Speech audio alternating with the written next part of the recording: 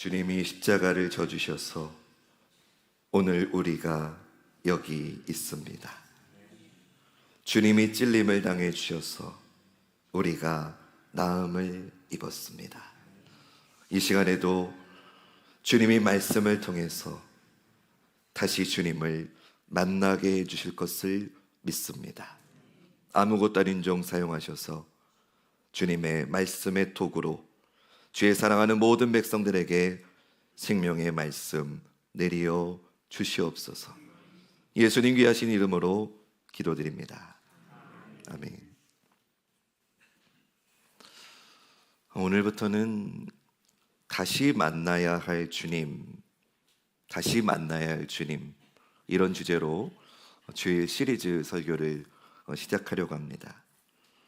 오늘은 그 첫 번째 시간으로 세례 요한을 통해서 세례 요한이 어떻게, 어떤 상황 가운데 주님을 만났는지를 살펴보면서 우리도 그 길을 통해서 주님을 만나기를 원합니다. 우리나라만큼 나이를 중요하게 여기는 나라도 없는 것 같습니다. 저는 올해 45살인데요. 적어도 한 10년 동안은 우리 성도님들께 젊은 목사로 통하지 않을까 싶습니다. 저랑 우리 교회에서 동갑인 분이 우리 지희 집사님이시잖아요. 친구야. 근데 집사님 직장에서 우리 나이가 결코 적은 나이가 아니죠. 네. 집사님도 직장에서 꽤 중요한 직책을 제가 맡고 계신 걸로 알고 있습니다. 근데 교회는 참 이상해요. 교회에서 40대는 애 취급을 받아요. 그나마 제가 목사니까 좀 이렇게 대우를 받지, 교회에서 40대는 명함도 못 내밀죠. 왜 그럴까 생각해 봤어요. 아마도 목회는 경륜이 중요해서이지 않을까요? 연륜에서 오는 경험과 지혜가 많이 필요한 영역이 목회이기 때문에 더 그러겠지요. 목회만 그런가요? 우리나라 사람들은 만나서 좀 통성명을 하고 나면은 어느 정도 인사가 이루어졌다 싶으면은 그 다음에 꼭 묻는 게 있어요. 몇 살이냐고 묻는 거죠. 몇 년생이냐고 물어요. 특히 우리 여자분들은 좀 덜 그런데 우리 남자분들 어떤 모임만 가면은 민증가라고. 그럼 그 다음에 나오는 말이 있어요. 우리 아버지가 호적 등록을 늦게 해서 그렇지 내 나이가 진짜 이게 아니라고. 주민등록상의 나이하고 실제 나이가 다르다는 걸 유난히 강조하죠. 요즘은 뭐 많이 없어지긴 했지만 또 여전히 우리 가운데는 이런 것도 있어요. 나 빠른 몇 년생이야. 혹시 빠른 년생 손 들어보세요. 1월달, 2월달. 이 빠른 년생분들이 강조하는 게 이런 거지요. 나 빠른 몇 년생이라서 당신하고 동년배야. 학교 같이 다녔어. 이런 거를 인식시키려고 하죠. 이렇게도 우리는 나이를 묻고 서열을 정하는 것에 신경을 쓰는 그런 문화입니다. 그런데요, 우리나라만큼이나 나이와 서열을 중요하게 여기는 민족이 있는데요, 바로 이스라엘입니다. 누가복음 1장 26절을 보면 세례 요한과 예수님이 6개월 차이가 난다는 걸 알 수 있습니다. 한 1년 차이도 아니고 고작 6개월 차이라 별거 아닌 것처럼 보일 수도 있지만 이스라엘 문화에서는 이 6개월도 깍듯하게 모셔야 될 형님이었어요. 제가 왜 이런 상황을 말씀드리느냐? 지금부터 살펴볼 세례 요한의 사역을 들어보시면 이해를 하실 겁니다. 예수님의 어머니 마리아하고 세례 요한의 어머니 엘리사벳은 친척이었습니다. 성령으로 잉태된 마리아가 자기보다 6개월 먼저 임신한 엘리사벳을 만나게 됩니다. 누가복음 1장 44절. 보라, 내 문안하는 소리가 내 귀에 들릴 때에 아이가 내 복중에서 기쁨으로 뛰놀았도다. 엘리사벳은 자기의 태 안에 있는 아이가 마리아가 인사하는 것을 듣고 기뻐했다고 말합니다. 마리아의 뱃속에 있는 예수님에 대한 세례 요한의 첫 번째 반응일 거예요. 그러니까 이것이 세례 요한이 예수님을 만난 첫 장면이라고 할 수 있겠죠. 세례 요한이 태어났을 때 그의 아버지인 제사장 사가랴가 이런 예언을 합니다. 근데 그 말씀이 세례 요한의 삶을 함축한 예언이라고 할 수 있어요. 누가복음 1장 76절, 77절 말씀. 우리 앞에 화면 보시면서 읽어볼까요? 시작.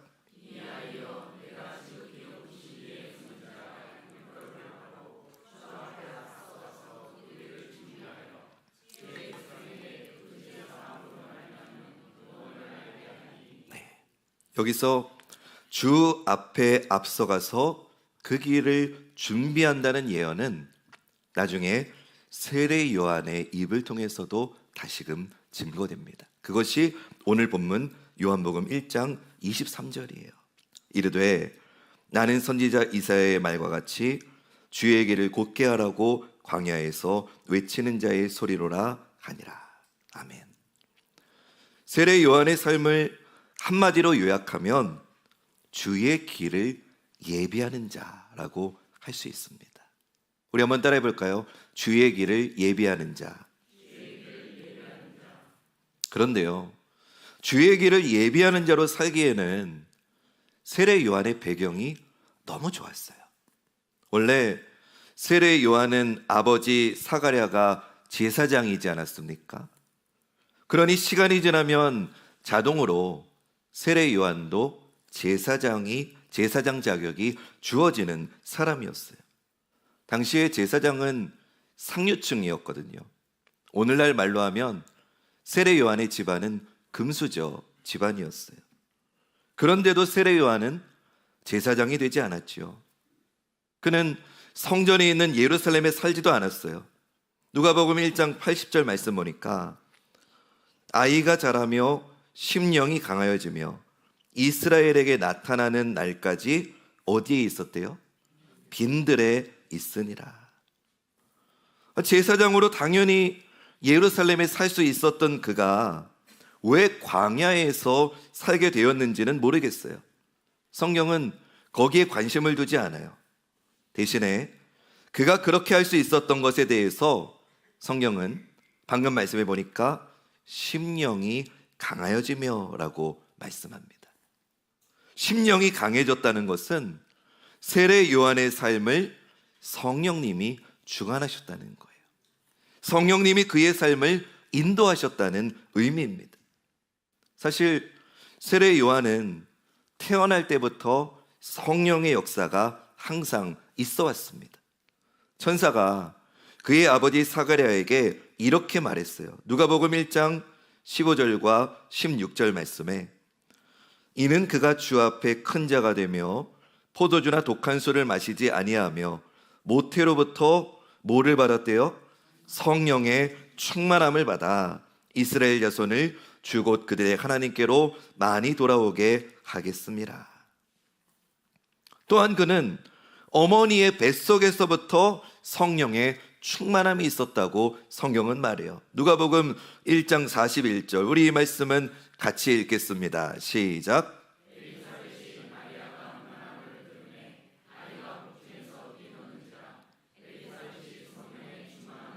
아멘. 그는 그렇게 태어난 이후에 성령의 인도하심을 받아서 심령이 강해졌기 때문에 제사장이라고 하는 좋은 자리를 마다하고 광야의 삶을 살게 된 것입니다. 시간이 흘러서 세례 요한이 본격적으로 역사에 등장하는 것을 누가복음 3장 1절과 2절이 이렇게 전해줍니다. 디베레오 황제가 통치한 지 15해 곧 본디오 빌라도가 유다의 총독으로, 헤롯이 갈릴리의 분봉왕으로, 그 동생 빌립이 이두레와 드라고리 지방의 분봉왕으로, 루사니아가 아빌레네의 분봉왕으로, 안나스와 가야바가 대제사장으로 있을 때에 하나님의 말씀이 빈들에서 사가랴의 아들 요한에게 임한지라. 아멘. 세례 요한이 본격적으로 등장하는 시대적인 배경은 한마디로 말하면 암울하고 혼란한 시대였어요. 이때 이스라엘은 로마의 지배를 받고 있었고요, 왕위를 보존하기 위해서 아이들을 잔인하게 학살했던 그 헤롯 대왕이 죽고 난 이후에 그 헤롯의 아들들이 유다를 나누어서 분봉 왕이 되어서 유다를 다스리던 그런 때였어요. 종교적으로는 안나스와 그의 사위인 가야바가 대제사장직을 맡고 있었어요. 여러분, 원래 대제사장은 한 명이어야 됩니다. 근데 이 안나스와 그의 사위 가야바가 대제사장을 동시에 맡을 정도로 타락했다는 거겠죠. 로마와 결탁해서 부정부패를 일삼았고요, 또 예수님께서 성전에서 장사하는 사람들을 내쫓으신 그 사건처럼 장사꾼들을 끌어들여 가지고 성전을 더럽히면서 돈을 모았던 사람이 이 대제사장들이었어요. 그런 시대에 화려한 예루살렘과 대비되는 어느 광야에서 하나님의 말씀이 세례 요한에게 임합니다. 하나님은 예수 그리스도를 통한 새로운 시대가 시작되기 전에 가장 어두운 시대에 태어난 그 세례 요한에게 마치 해가 뜨기 직전이 가장 어두운 것처럼 예수 그리스도라고 하는 찬란한 소망의 빛이 임하기 직전 가장 어두운 그 새벽의 시대를 하나님은 세례 요한에게 맡기신 거죠. 하나님의 말씀이 임한 세례 요한은 사람들에게 회개할 것을 외치면서 세례를 주었습니다. 그리고는 메시아가 오실 것을 전했습니다. 성령이 충만한 그의 말에는 능력이 있었기 때문에 많은 사람들이 그에게 와서 세례를 받았습니다. 온 이스라엘 사람들이 그를 알게 되었습니다. 오늘날로 따지면 그는 유명해진 겁니다. 그는 교회로 따지면 대형교회 목회자가 된 겁니다. 요즘 말로 하면 이거 알아들으시면 젊은입니다. 셀럽 혹은 인플루언서가 된 겁니다. 여러분, 세례 요한이 그렇게 유명한 사람이 되었는데 저라면 그 자리를 고수할 것 같아요. 저는 교만해가지고 조금만 저를 알아주면 제가 뭐라도 됐냐 그러거든요. 그러자 사람들이 요한에게 묻습니다. 요한복음 1장 19절 말씀. 유대인들이 예루살렘에서 제사장들과 레위인들을 요한에게 보내요. 내가 누구냐 물을 때에 요한의 증언이 이러하니라. 내가 누구냐? 이 질문은 단지 이름이나 고향을 묻는 그런 질문이 아니에요. 지금 유대인들이 제사장들과 레위인들을 통해서 물었대요. 제사장과 레위인들은 구약 성경을 잘 아는 사람들이죠. 그래서 그들은 세례 요한이 혹시 성경이 말하고 있는 메시아인지를 궁금해한 거예요. 세례 요한이 그들의 질문에 이렇게 답합니다.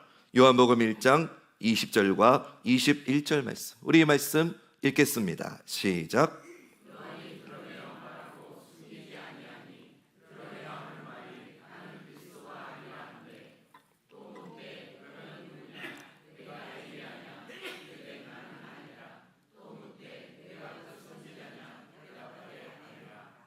여러분, 이 질문은 그냥 나온 게 아니에요. 네가 그리스도냐? 아니다. 그럼 네가 엘리야냐? 아니다. 그럼 네가 선지자냐? 아니다. 이 질문은 구약 성경에 기초한 질문입니다. 말라기 4장 5절과 6절 말씀에 보라, 여호와의 크고 두려운 날이 이르기 전에 내가 선지자 엘리야를 너희에게 보내리니 그가 아버지의 마음을 자녀에게로 돌이키게 하고 자녀들의 마음을 그들의 아버지에게로 돌이키게 하리라. 돌이키지 아니하면 두렵건대 내가 와서 저주로 그 땅을 칠까 하노라 하시니라. 이 말씀을 근거로 사람들은 메시아가 나타나기 전에 엘리야와 같은 선지자가 나타나서 그 백성을 회개케 한다고 그렇게 생각했어요. 이런 질문에 세례 요한은 선지자 이사야의 말로 자기를 소개하는 거예요. 우리 오늘 본문 요한복음 1장 23절 한 번 더 읽어볼까요? 시작.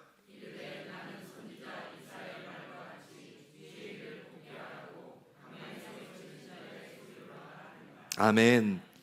세례 요한은 너는 누구냐라고 묻는 자들에게 나는 하나님 나라에 도래하는 그 길에서 메시아의 오심을 준비하는 자라고 그렇게 대답했습니다. 더 정확하게 자기 역할을 말하는 말씀이 요한복음 1장 26절 27절이에요.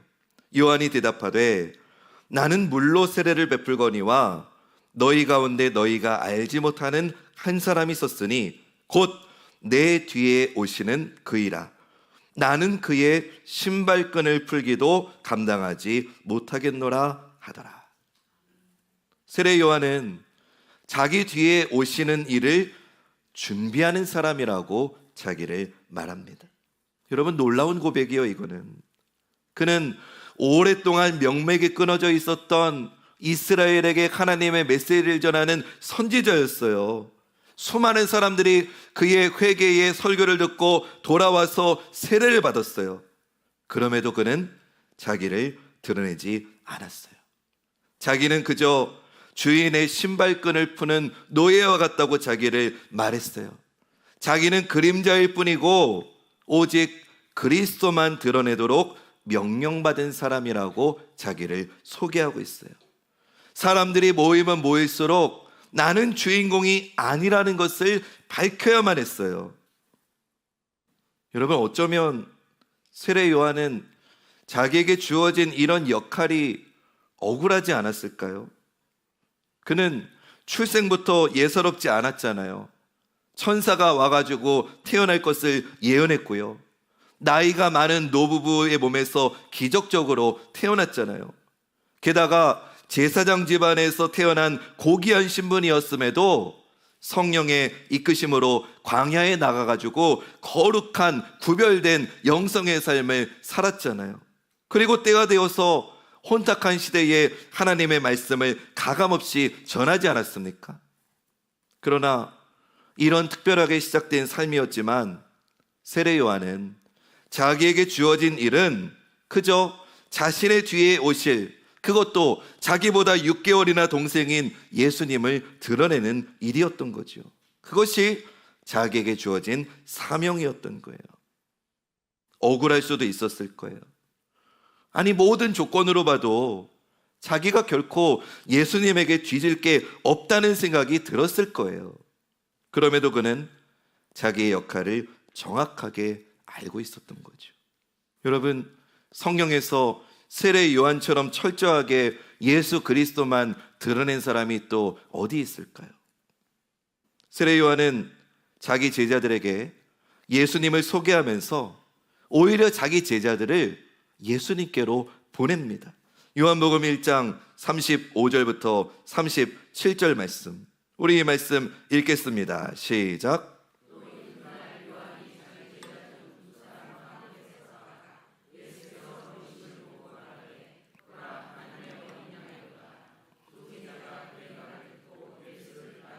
아멘. 여러분, 이 상황은 쉽게 말하면 이런 거예요.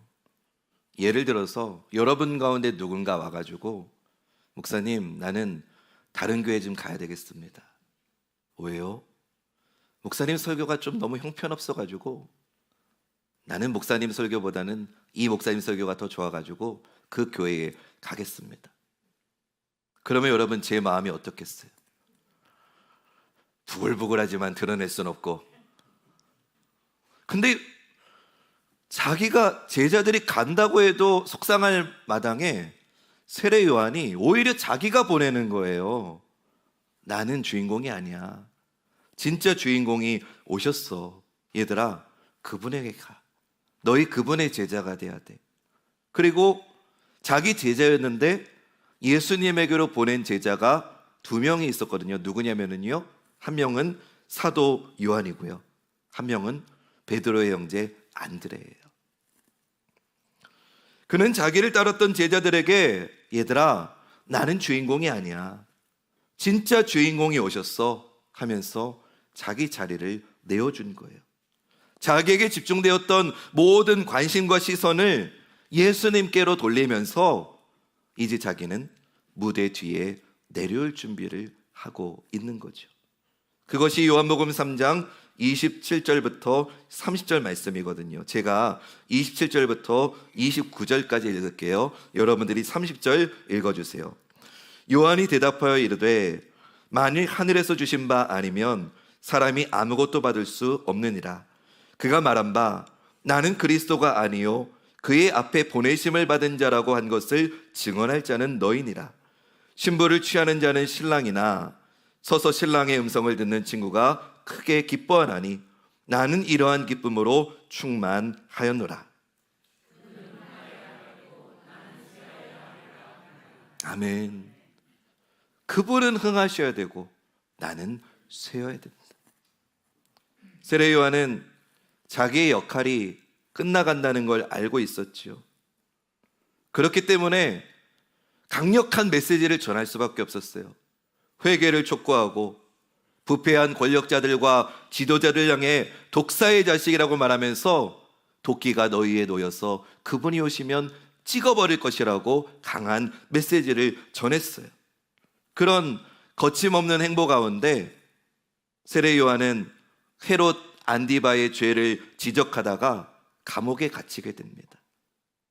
그럼에도 그는 두려워하지 않았어요. 왜냐? 나는 감옥에 있을지라도 내 뒤에 오실 진짜 주인공이 오셨으니까 이제 그분이 이 세상을 뒤집으실 거야 라고 하는 소망이 있었기 때문이죠. 진짜 주인공이 오셨으니까 이 타락한 세상을 완전히 전복해서 새로운 하나님 나라를 만드실 거라고 하는 소망이 있었던 거죠. 그런데 그의 기대와 다르게 세상이 조용한 거예요. 여전히 악인들이 판을 치고 헤롯과 로마의 통치가 여전히 있고 메시아이신 예수님이 분명히 오셨는데 자기가 말한 대로 세상을 당장 심판하시는 게 아니었던 거죠. 그래서 그는 제자들을 예수님께로 보내서 이렇게 묻습니다. 마태복음 11장 2절과 3절 말씀. 요한이 옥에서 그리스도께서 하신 일을 듣고 제자들을 보내어 예수께 여짜오되 오실 그이가 당신이오니이까 우리가 다른 일을 기다리오리이까.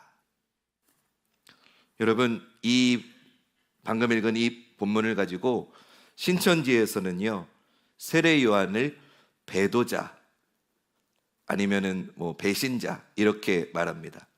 절대 그럴 일이 없으셔야겠지만 혹시 여러분들이 한 번이라도 직간접적으로 세례 요한을 배도자 아니면 배신자라고 가르치는 경우를 경험하셨다면 100% 신천지입니다.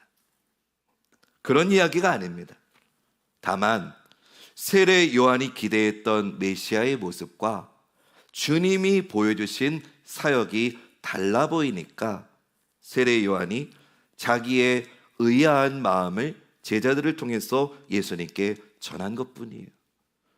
만약에 신천지에서 말하는 대로 이 말씀이 세례 요한이 배교자였다면, 주님을 신뢰하지 못하고 믿음이 없었다는 그런 해석이 맞다면 세례 요한의 제자들이 왔을 때 예수님이 세례 요한을 질책하셨어야죠. 근데 주님은 그러지 않으십니다. 주님이 예수님이 세례 요한에게 믿음이 없다고 그렇게 혼내지도 않으셨습니다. 대신에 이런 대답을 주십니다. 마태복음 11장 4절부터 6절 말씀, 우리 마지막으로 이 말씀 함께 읽을까요? 시작.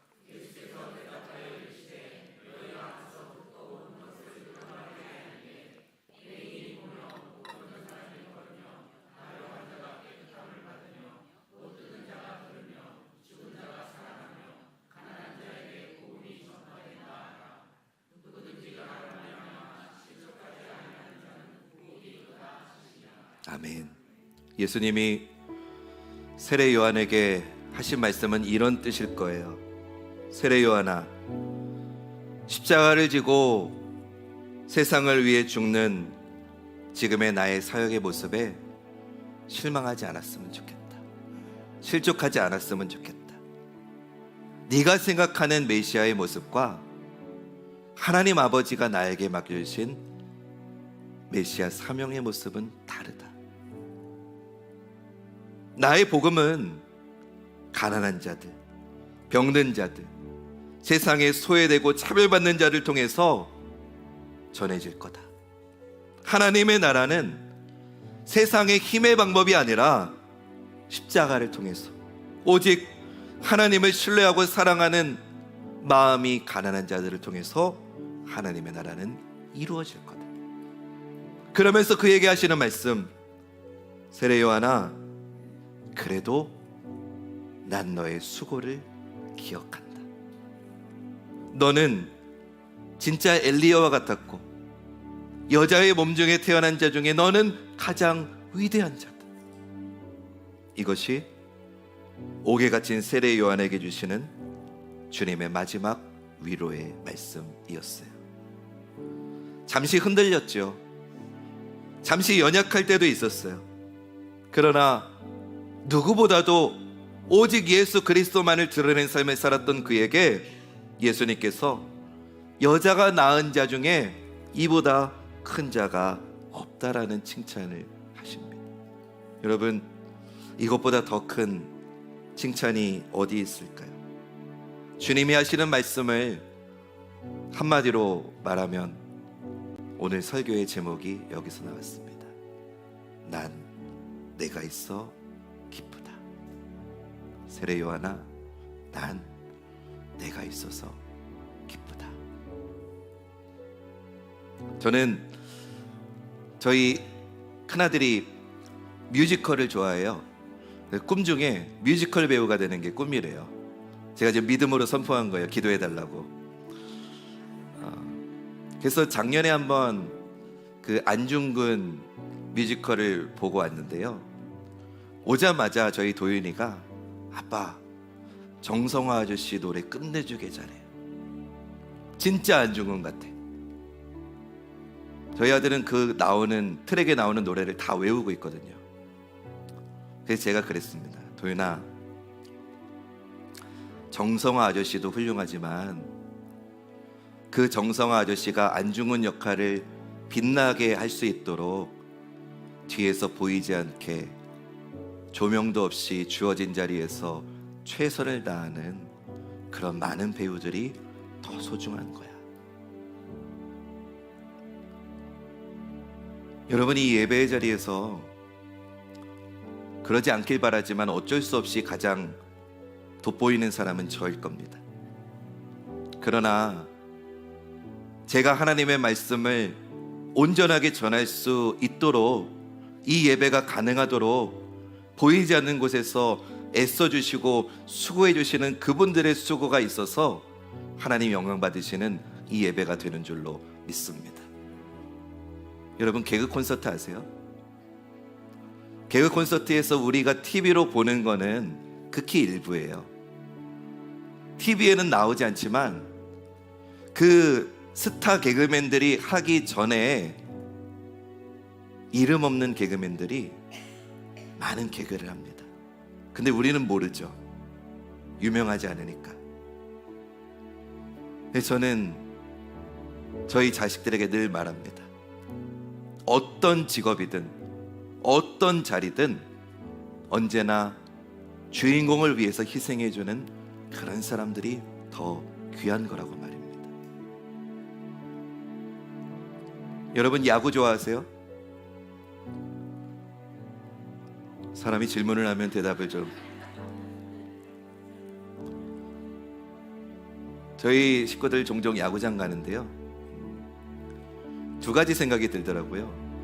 야구장에서 응원하는 것에 10분의 1만큼만 교회 와가지고 찬양하면 그 교회 부흥하겠다. 저는 좀 기질이 내성적이어가지고 야구장에 가서도 막 일어나서 막 소리 지르고 그런 걸 잘 못하거든요. 집사람이 그럴 거면 집에서 TV로 보지 왜 왔냐고 맨날 혼내거든요. 근데 제가 가만히 관중들을 보니까 이 야구 관중들이 좋아하는 선수가 있더라고요. 해결사. 결정적일 때 홈런을 쳐주는 해결사. 한 번 홈런을 빵 멋지게 치면 그 수많은 관중들이 와 소리치면서 막 박수 치면서 얼싸안고 막 신나야 하거든요. 근데 제가 발견한 게 있어요. 관중들은 해결사를 주목하는데 야구 감독은 해결사를 기뻐하지 않더라고요. 야구 감독이 진짜 박수 쳐주는 선수는 4번 타자가 아니더라고요. 어떤 선수를 감독이 칭찬하는지 아십니까? 팀의 승리를 위해서 희생 번트를 대는 사람. 희생 번트 딱 대고 번트 되면 여러분 90% 이상 죽어요. 근데 자기가 죽을 줄 알면서도 이루를 향해서 최선을 향해 뛰는 거예요. 관중들은 몰라요. 그냥 잘했다고 끝나요. 그 다음에 빵 치는 해결사를 관중은 와 하죠. 근데 전 정확하게 봤어요. 야구 감독은 빵 치는 해결사가 아니라 팀의 승리를 위해 자기를 희생하는 그 선수에게 마음의 박수를 쳐주고 있었더라고요. 저는 우리 관악중앙교회가 세상이 막 떠들썩하고 주목하는 교회가 아니라 우리의 유일한 감독이신 하나님 아버지가 박수 쳐주는 그런 교회가 되기를 간절히 소원합니다. 하나님이 만약에 우리 교회에 저와 여러분들에게 맡겨주신 역할이 해결사임은 신나겠죠. 주목도 받고. 근데 혹시 하나님이 저와 여러분들에게 원하시는 그 사명이 내가 죽을 줄 알지만 하나님 나라의 승리를 위해 희생먼트를 내고 90% 이상 죽을 거지만 인류를 향해서 최선을 향해 달려가는 것이 감독이신 하나님이 우리에게 원하시는 사명이라면 그 희생먼트를 낼 수 있는 저와 여러분이 되었으면 좋겠습니다. 그래서 야구 경기가 다 끝난 다음에 감독님이 선수들에게 이런 칭찬하지 않을까요? 오늘 홈런 친 선수 잘했어. 오늘 뭐 점수 낸 사람 잘했어. 근데 제가 감독이라면 그 희생먼트 된 선수한테 가가지고 아무개야 고맙다. 네가 있어서 우리가 이겼다. 제가 감독이라면 그럴 것 같아요. 하나님도 그러시지 않을까요?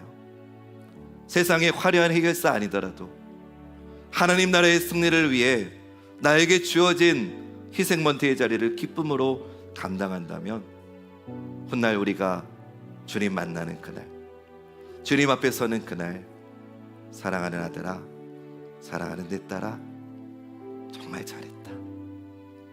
내가 너로 인해 정말 기쁘다. 네가 있어서 난 정말 기쁘다. 이 한마디 들을 수 있는 저와 여러분 되었으면 좋겠습니다. 그래서 이제 우리 이 찬양을 진심으로 고백했으면 좋겠습니다. 하나님, 나는 아무것도 아닙니다. 나는 아무것도 못합니다. 나는 한순간도 못 삽니다. 주님의 지혜와 주님의 능력과 주님의 생명이 없으면 나는 아무것도 아닙니다. 이 믿음을 진심으로 고백하는 사랑하는 우리 모든 성도님들 되시기를 주님의 이름으로 축원합니다. 이제 들은 말씀을 삶으로 이어가십시오. 그럴 때 먼저 가신 하나님을 만날 것입니다.